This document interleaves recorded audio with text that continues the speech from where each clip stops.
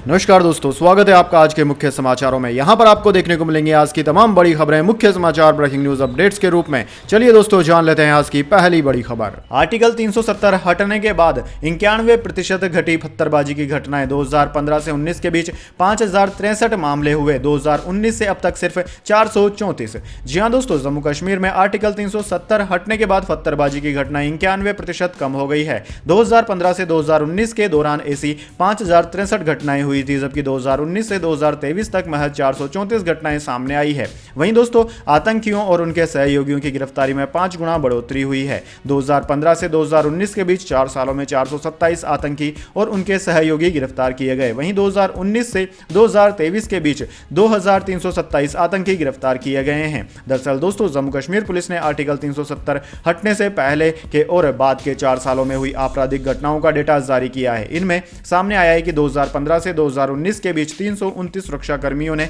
जान गंवाई। वहीं 2019 से 2023 के बीच 146 सुरक्षाकर्मियों ने जान गंवाई, यानी कि इनमें 56% की कमी आई है। इसके बाद दोस्तों, अगली बड़ी खबर। बीजेपी ने ईडी का डर दिखाकर बनाई सरकार, मध्य प्रदेश में बोले मल्लिकार्जुन खड़गे। जी हां दोस्तों, कांग्रेस अध्यक्ष मल्लिकार्जुन खड़गे ने भारतीय जनता पार्टी पर निशाना साधते हुए कहा है कि कुछ लोग संविधान को बदलने की कोशिश कर रहे हैं, लेकिन ऐसा हो नहीं सकता। भारत की 140 करोड़ जनता इसे बचाने के लिए खड़ी है। मध्य प्रदेश के सागर में एक रैली को संबोधित करते हुए कांग्रेस नेता ने कहा कि मैं वादा करता हूं कि अगर कांग्रेस सत्ता में आएगी तो किसानों को कर्ज से राहत मिलेगी, रसोई गैस 500 रुपए में मिलेगी, महिलाओं को 1500 रुपए प्रति माह मिलेंगे, सरकारी कर्मचारियों को पेंशन मिलेगी, 100 यूनिट तक बिजली मुफ्त मिलेगी। इसके अलावा हम राज्य में जातिगत जनगणना भी करवाएंगे। हमारी वर्किंग कमेटी में पिछड़े वर्ग के 6 लोग शामिल हैं। वहीं दोस्तों, कांग्रेस अध्यक्ष मध्य प्रदेश सरकार पर तीखा हमला भी कर रहे हैं और उन्हें अवैध सरकार भी उन्होंने बताया। उन्होंने कहा कि मध्य प्रदेश की मौजूदा सरकार अवैध है। बीजेपी ने हमारे विधायकों को तोड़ लिया, वहीं कांग्रेस ने अपने सिद्धांतों पर सरकार बनाई।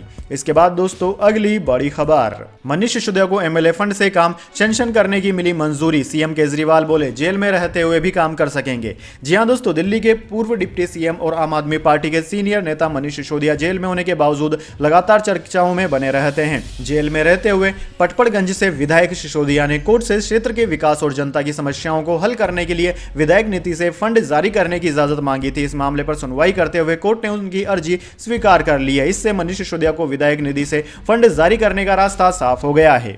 इसके बाद दोस्तों, अगली बड़ी खबर। अफ्रीका में चीन को मात देने की तैयारी में भारत। क्या जिनपिंग के कारण जोहान्सबर्ग जा रहे हैं पीएम मोदी? 3 मोर्चे पर ड्रैगन को पछाड़ेगा भारत। जी हां दोस्तों, 5 साल बाद एक बार फिर पीएम मोदी दक्षिण अफ्रीका के दौरे पर हैं। मकसद सिर्फ ब्रिक्स सम्मेलन में हिस्सा लेना नहीं, बल्कि अफ्रीका में भारत की पकड़ को मजबूत करना भी है। दरअसल दोस्तों, दक्षिण अफ्रीका 5वां ऐसा देश है जिस पर चीन का सबसे ज्यादा प्रभाव है। यह खुलासा ताइवान की एक एजेंसी डबल थिंग्स लैब्स ने किया है। यही वजह है कि भारत ने अब अफ्रीका में चीन को मात देने की तैयारी कर ली है। इसके बाद दोस्तों, अगली बड़ी खबर। अमेरिकी अदालत ने 26/11 मुंबई हमलों के आरोपी तहव्वुर राणा के प्रत्यार्पण पर फिलहाल रोक लगाई।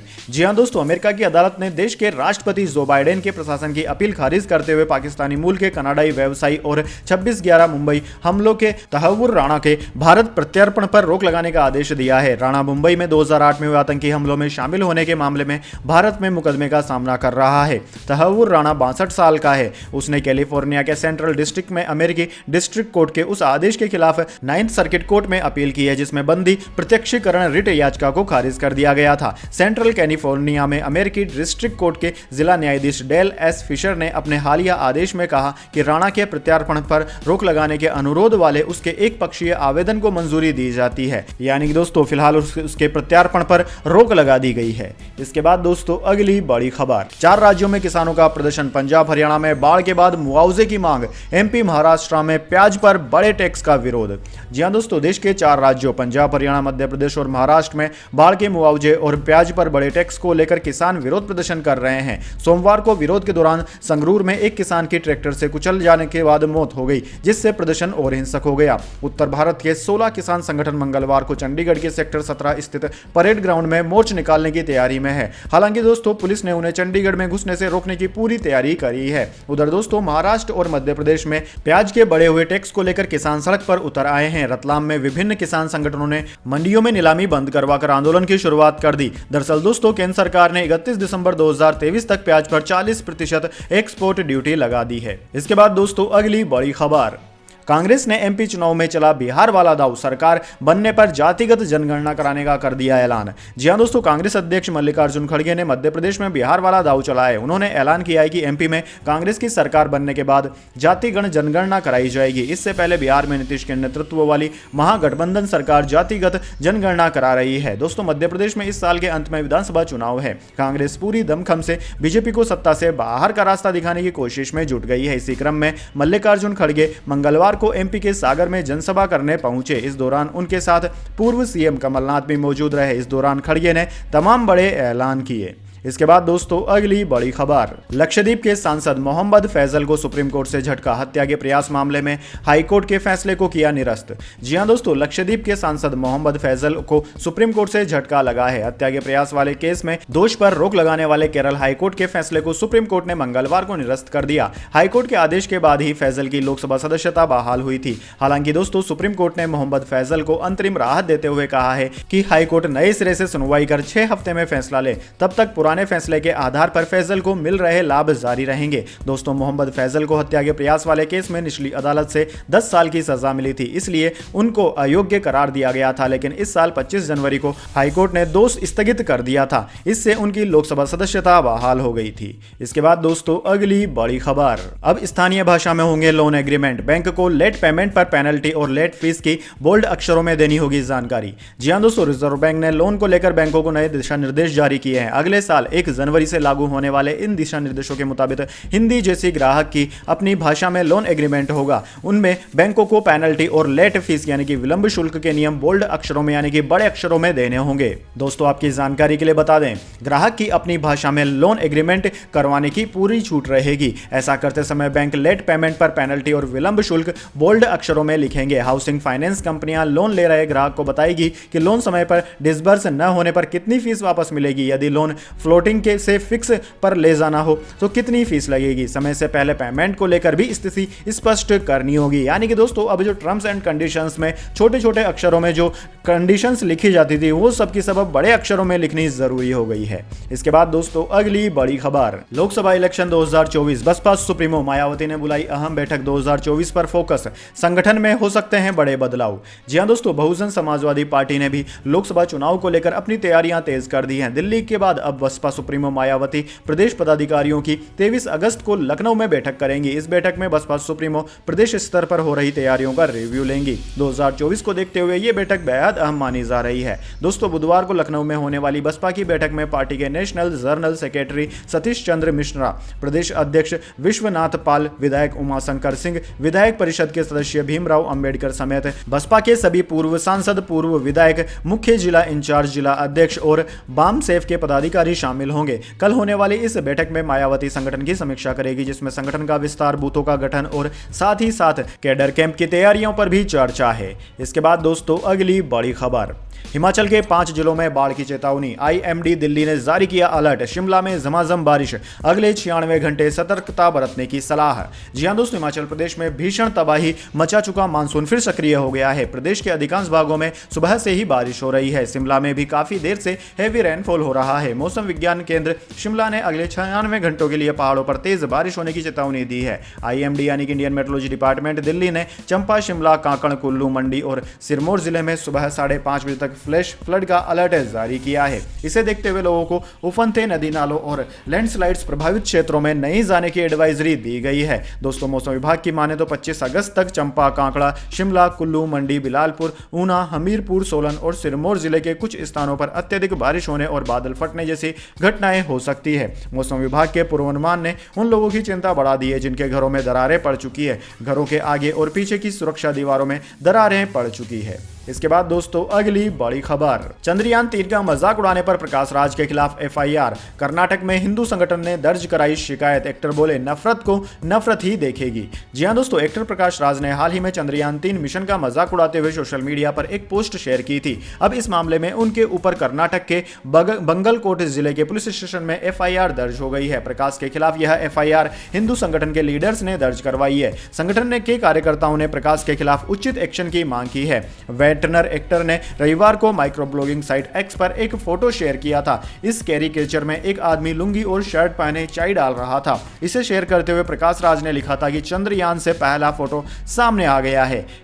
#Vikram lander #just asking. दोस्तों, इस पोस्ट को शेयर करने के बाद जब यूजर्स ने एक्टर को ट्रोल किया तो प्रकाश राज ने खुद को 2 ट्वीट के जरिए डिफेंड किया। प्रकाश ने पहला ट्वीट करते हुए लिखा था कि नफरत को सिर्फ नफरत ही दिखाई देती है। मैं आर्मस्ट्रॉन्ग के दौरे के एक जोक का रेफरेंस दे रहा था। अपने केरल के चाय वाले को सेलिब्रेट कर रहा था, पर ट्रोलर्स को कौन सा चाय वाला नजर आया। अगर आपको मजाक समझना आए तो मजाक आप पर ही होता है। Grow up. इसके बाद दोस्तों जाने अगली बड़ी खबर, लेकिन उससे पहले मेरी आपसे एक छोटी सी रिक्वेस्ट है। अगर दोस्तों आपको अभी तक हमारी न्यूज पसंद आई है तो इसे एक छोटा सा लाइक जरूर दे दीजिए, और अगर आपको पसंद नहीं आई है तो बेशक आप डिसलाइक भी कर सकते हैं।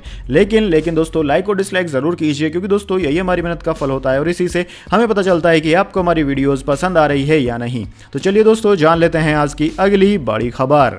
शेयर बाजार में आज रहा फ्लैट कारोबार। सेंसेक्स 3 अंक की बढ़त के साथ 65,220 पर बंद। जियो फाइनेंशियल्स का शेयर 5% टूटा। जी हां दोस्तों, शेयर बाजार में मंगलवार को फ्लैट कारोबार देखने को मिला। सेंसेक्स 3 अंक की बढ़त के साथ 65,220 के स्तर पर बंद हुआ। वहीं निफ्टी में भी 2 अंकों की बढ़त देखने को मिली। यह 19,396 के स्तर पर बंद हुआ। दोस्तों, सेंसेक्स के 30 शेयरों में से 14 में तेजी और 16 में गिरावट देखने को मिली। मंगलवार को रुपया अमेरिकी डॉलर के मुकाबले 19 पैसे चढ़कर 82.94 रुपए पर बंद हुआ। वहीं दोस्तों शेयर मार्केट में लिस्टिंग के बाद जियो फाइनेंशियल सर्विसेज के शेयर में लगातार दूसरे दिन लोअर सर्किट लगा। मंगलवार जेएफएस के स्टॉक में 5% का लोअर सर्किट लगा। इसके साथ ही इसका शेयर 236.45 पर आ गया। 22 अगस्त को बीएसई पर यह 265 रुपए पर प्रति शेयर पर लिस्ट हुआ था। वहीं दोस्तों निफ्टी 50 के टॉप लूजर और टॉप गेनर्स की आज बात की जाए तो दोस्तों टॉप गेनर्स में बजाज फाइनेंस, पावर ग्रिड और अडानी पोर्ट्स रहे, जबकि दोस्तों टॉप लूजर्स में जियो फाइनेंस, रिलायंस और महिंद्रा एंड महिंद्रा रहे।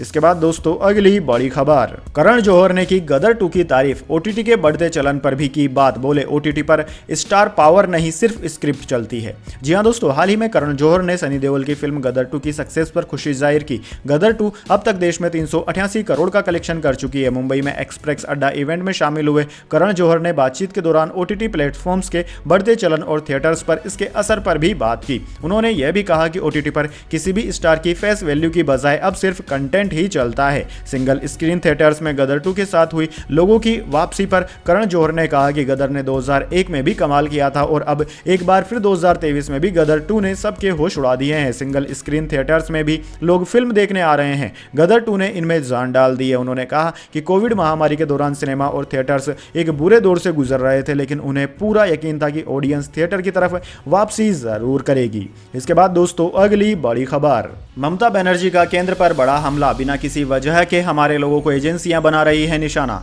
जी हां दोस्तों, ममता बनर्जी ने केंद्र पर निशाना साधते हुए कहा है कि बिना किसी वजह से हमारे लोगों को एजेंसियां निशाना बना रही है। उन्होंने कहा कि आज ईडी और सीबीआई चींटी के काटने जैसी छोटी से छोटी घटना की भी जांच कर रही है। हमारे लोगों को बिना किसी वजह से एजेंसियां निशाना बना रही है। प्रधानमंत्री मोदी पर तीखा हमला बोलते हुए उन्होंने कहा कि पीएम मोदी सबको साथ लेकर चलने की बात करते हैं, लेकिन विपक्ष शासित राज्यों को टारगेट करते हैं। जादवपुर विश्वविद्यालय मामले में सीएम ने कहा कि जादवपुर विश्वविद्यालय की मौत ने हमारी आंखें खोल दी है। हम सभी यूनिवर्सिटी में रैगिंग से निपटने के लिए हेल्पलाइन नंबर शुरू कर रहे हैं। इसके बाद दोस्तों अगली बड़ी खबर, लोकसभा इलेक्शन 2024। बीजेपी के बाद अब अनुप्रिया पटेल ने जयंत चौधरी को दिया बड़ा ऑफर। 2024 चुनाव पर किया यह दावा। जी हां दोस्तों, लोकसभा चुनाव 2024 के लिए एनडीए और इंडिया गठबंधन ने तैयारियां शुरू कर दी है। दोनों ही गठबंधन ज्यादा से ज्यादा दलों के साथ जोड़ने की कोशिश में लगे हैं। दोस्तों इसी कड़ी में एनडीए में शामिल अपना दल की अध्यक्ष और केंद्रीय मंत्री अनुप्रिया पटेल ने राष्ट्रीय लोक दल आरएलडी को लेकर ऐसा बयान दिया है जिससे इंडिया गठबंधन की मुश्किलें बढ़ सकती है। दरअसल दोस्तों अनुप्रिया पटेल ने राष्ट्रीय लोक दल को एनडीए गठबंधन में शामिल होने का ऑफर दे दिया है। उन्होंने कहा है कि आरएलडी से लेकर तमाम दल जो एनडीए गठबंधन से जुड़ना चाहते हैं सभी का स्वागत है। उन्होंने आगे कहा कि सबको आना चाहिए। मोदी सरकार देश के लिए बेहतर काम कर रही है। अनुप्रिया पटेल ने कहा कि मुझे लगता है कि सभी साथ आकर जो हमने 2027 तक भारत को विकसित देश बनाने का सपना देखा है उसको मिलकर पूरा कर सकते हैं। गौरतलब है दोस्तों कि आरएलडी के एनडीए गठबंधन में शामिल होने की चर्चा पिछले कई दिनों से जारी है। हालांकि पार्टी के अध्यक्ष जयंत चौधरी इससे इनकार कर चुके हैं। हैं। इसके बाद दोस्तों अगली बड़ी खबर, चंद्रयान 3 ने भेजा चंदा मामा का एक नया वीडियो। लैंडिंग पर भी इसरो ने दिया बड़ा अपडेट। जी हां दोस्तों, भारतीय अंतरिक्ष अनुसंधान संगठन इसरो ने चंद्रयान 3 के लैंडर के चंद्रमा की सतह पर उतरने के तय समय से एक दिन पहले कहा कि चंद्रयान 3 मिशन निर्धारित कार्यक्रम के अनुसार आगे बढ़ रहा है। अंतरिक्ष एजेंसी ने कहा कि यहां इसरो टेलीमेंट्री ट्रैकिंग और कमांड नेटवर्क में स्थित मिशन ऑपरेशंस कॉम्प्लेक्स में उत्साह का माहौल है। इसरो ने चंद्रमा पर भारत के तीसरे मिशन की दोपहर को ताजा जानकारी देते हुए कहा कि मिशन तय कार्यक्रम के अनुसार आगे बढ़ रहा है। प्रणालियों की नियमित जांच की जा रही है, सुचारू संचालन जारी है। इसरो ने कहा कि चंद्रयान 3 के चंद्रमा की सतह पर उतरने का सीधा प्रसारण बुधवार शाम 5:20 से शुरू हो जाएगा। लैंडर और रोवर से युक्त लैंडर मॉड्यूल के बुधवार को शाम 6:04 पर चंद्रमा की सतह के दक्षिणी ध्रुव क्षेत्र के निकट सॉफ्ट लैंडिंग कराने की उम्मीद है। चंद्रयान के लैंडर ने लगभग 70 किमी की ऊंचाई से लैंडर पोजीशन डिटेक्ट कैमरे से चंद्रमा की कुछ तस्वीरें भेजी है, जिसे इसरो ने शेयर किया है। इसके बाद दोस्तों अगली बड़ी खबर, India versus Pakistan Asia cup और वर्ल्ड कप से पहले बाबर आजम ने टीम इंडिया को दिया कड़ा संदेश। भारत को सावधानी रहने की है जरूरत। जी हां दोस्तों, एशिया कप 2023 का पहला मुकाबला पाकिस्तान और नेपाल के बीच में खेला जाएगा। दोनों टीमों के बीच मुकाबला 30 अगस्त को खेला जाना है। बहरहाल दोस्तों, एशिया कप से पहले पाकिस्तानी टीम अफगानिस्तान के खिलाफ 3 वनडे मैचों की सीरीज खेलेगी। पाकिस्तान के कप्तान बाबर आजम ने एशिया कप और पाकिस्तान टीम की उम्मीदों पर अपनी प्रतिक्रिया दी है। इसके अलावा उन्होंने पाकिस्तान अफगानिस्तान सीरीज में डेब्यू करने वाले नए खिलाड़ियों के बारे में बात कही। वहीं दोस्तों, पाकिस्तान के कप्तान बाबर आजम ने कहा कि मैं हमेशा अपनी टीम के खिलाड़ियों से कहता हूं कि आपने अपने आप पर भरोसा रखो, मैदान पर अपना 100% दो। साथ ही पाकिस्तानी कप्तान ने कहा कि आगामी एशिया कप और वर्ल्ड कप के लिए हमारी टीम शानदार है। उन्होंने कहा कि पिछले दिनों टेस्ट सीरीज में हमने श्रीलंका को हराया। अफगानिस्तान के खिलाफ वनडे सीरीज में हम भरे आत्मविश्वास के साथ मैदान पर उतरेंगे। साथ ही उन्होंने कहा कि इस सीरीज के दौरान पाकिस्तानी टीम में कई नए चेहरे दिखाई देंगे। इसके बाद दोस्तों अगली बड़ी खबर, जियो एयर फाइबर बिना तार वाली हाई स्पीड इंटरनेट डिवाइस ला रही है। जियो 28 तारीख को हो सकता है ऐलान। जी हां दोस्तों, रिलायंस जियो रिटेल कस्टमर्स के लिए फिक्स्ड वायरलेस एक्सेस डिवाइस जियो एयर फाइबर को मार्केट रेट के मुकाबले 20% तक डिस्काउंट के साथ लॉन्च करेगी। बिना तार वाली यह हाई स्पीड इंटरनेट डिवाइस त्योहारी तिमाही में उपभोक्ता बाजार में धूम मचाने की तैयारी कर रहा है। दोस्तों, चर्चा है कि आगामी 28 अगस्त को इस डिवाइस का ऐलान हो सकता है। खबर के मुताबिक डेटा टॉप पैक के बाद 5G से कमाई करने का यह जियो की पहली मुख्य कोशिश होगी। दोस्तों, इकोनॉमिक टाइम्स की खबर के मुताबिक एक जानकार व्यक्ति ने कहा है कि हमें आगामी AGM यानी कि वार्षिक आम बैठक के दौरान घोषणा सुनने को मिल सकती है। परंपरागत रूप से जियो ने बड़े ऑफर के साथ नए प्रोडक्ट्स लॉन्च किए हैं और यह अलग नहीं हो सकता। दोस्तों, खबर के अनुसार रिलायंस जियो ने उन शहरों में कस्टमर ट्रायल शुरू कर दिया है जहां उसका 5G रोल आउट पूरा हो चुका है और स्टेबल हो गया है। इसने लॉन्च की तैयारी के लिए घरेलू वातावरण में ट्रायल के लिए कर्मचारियों सहित सेलेक्टेड यूजर्स को डिवाइस भी भेजे हैं जो कि इसके जानकार हैं। इकोनॉमिक टाइम्स की खबर के मुताबिक जियो का FWA device career aggregation technique का इस्तेमाल करेगा जो अलग अलग 5G एयरवेव का इस्तेमाल करके डेटा पथवे बनाता है। इसके लिए 700 मेगाहर्ट्ज, 3300 मेगाहर्ट्ज और 26 गीगाहर्ट्ज पिछले साल की नीलामी में टेल्को द्वारा अधिग्रहित किया गया था। इसके बाद दोस्तों अगली बड़ी खबर, सीमा हैदर ने प्रधानमंत्री मोदी और CM योगी को भेजी राखी। रक्षाबंधन को लेकर कही यह बात। जी हां दोस्तों, तीज का त्योहार और नागपंचमी मनाने के बाद अब पाकिस्तानी सीमा हैदर राखी का त्योहार मनाने की तैयारियों में जुट गई है। उसने PM नरेंद्र मोदी, गृह मंत्री अमित शाह और यूपी के CM योगी आदित्यनाथ समेत भारत के तमाम बड़े नेताओं को राखी भेज दी है। सीमा ने वीडियो जारी कर खुद इस बात की जानकारी दी। वीडियो में सीमा ने डाक की पर्ची दिखाते हुए कहा कि प्रधानमंत्री नरेंद्र मोदी, गृह मंत्री अमित शाह, रक्षा मंत्री राजनाथ सिंह, यूपी के CM योगी आदित्यनाथ और RSS प्रमुख मोहम्मद भागवत मेरे भाई हैं। मैंने उन्हें राखी भेजी है। मैं चाहती हूं कि वो मुझे अपनी छोटी बहन समझकर मेरी राखी स्वीकार करें और रक्षाबंधन के पावन अवसर पर उसे अपनी कलाई पर बांधे। इसी के साथ सीमा ने कहा कि मैंने वकील AP सिंह को भी राखी बांधनी है। वो मेरे बड़े भाई के समान है। मैं उनकी दिल से इज्जत करती हूँ। वीडियो में सीमा हैदर ने जय श्री राम और हिंदुस्तान का नारा भी लगाया। दोस्तों, आपकी जानकारी के लिए बता दें, इससे पहले सीमा हैदर ने तीज का त्योहार और नागपंचमी भी मनाई है। इसके बाद दोस्तों अगली बड़ी खबर, सचिन तेंदुलकर की ECI के साथ शुरू होगी नई पारी। चुनाव आयोग की पिच पर वोटरों के होंगे नेशनल आइकन, करेंगे धुआंधार बल्लेबाजी। जी हां दोस्तों, आगामी लोकसभा चुनाव 2024 की तैयारियों को लेकर भारत का चुनाव आयोग पूरे जोर शोर से जुटा हुआ है। चुनाव आयोग की ओर से वोटरों को ज्यादा से ज्यादा रिझाने और उनको प्रोत्साहित करने के लिए इस बार क्रिकेट लीजेंड, भारत रत्न से सम्मानित सचिन तेंदुलकर को नेशनल आइकॉन के रूप में चुना गया है। इस बार लोकसभा चुनाव में चुनाव आयोग ECI की पिच पर सचिन तेंदुलकर बल्लेबाजी करेंगे। सचिन तेंदुलकर ECI के साथ नेशनल आइकन के रूप रूप में नई पारी की शुरुआत कर रहे हैं। इसको लेकर बुधवार को नई दिल्ली स्थित रंग भवन आकाशवाणी में कार्यक्रम आयोजित किया गया है। दोस्तों, चुनाव आयोग की ओर से जारी आधिकारिक प्रेस विज्ञप्ति के मुताबिक ईसीआई ने पिछले साल नेशनल आइकन के तौर पर प्रसिद्ध अभिनेता पंकज त्रिपाठी को चुना था। इससे पहले साल 2019 के लोकसभा चुनाव के दौरान मशहूर क्रिकेटर पूर्व कैप्टन MS धोनी, फिल्म अभिनेता आमिर खान और मुक्केबाज मैरी कॉम जैसे दिग्गजों को भी ईसीआई की ओर से नेशनल आइकन चुना जा चुका है। तो दोस्तों, यह थी आज की तमाम बड़ी खबरें। इसके बाद दोस्तों बारी आती है आज के माइंड क्यूज क्वेश्चन की। जी हाँ दोस्तों, एक आसान से सवाल का जवाब देकर आप जीत सकते हैं एक अमेजिंग सरप्राइज गिफ्ट हमारे यूट्यूब चैनल की ओर से। तो दोस्तों, आज का सवाल आपकी स्क्रीन पर आ चुका है। अकबर की मौत के बाद मुगल साम्राज्य का अगला उत्तराधिकारी यानी कि अगला राजा कौन था? जी हाँ दोस्तों, अगर आप जानते हैं कि अकबर के मर जाने के बाद मुगल साम्राज्य का अगला राजा कौन बना था, तो जल्दी से उस राजा का नाम कमेंट बॉक्स में लिख दीजिए। अगर दोस्तों आपका जवाब होता है एकदम सही और आप चुन जाते हैं लकी विजेता के रूप में, तो आपको मिल सकता है एक अमेजिंग सरप्राइज गिफ्ट हमारे यूट्यूब चैनल की ओर से। तो दोस्तों, जल्दी से अपना उत्तर कमेंट बॉक्स में लिख दीजिए, वीडियो को लाइक कर लीजिए और चैनल को सब्सक्राइब करके बेल आइकन भी दबा लीजिए। धन्यवाद। वंदे मातरम। जय हिंद, जय भारत।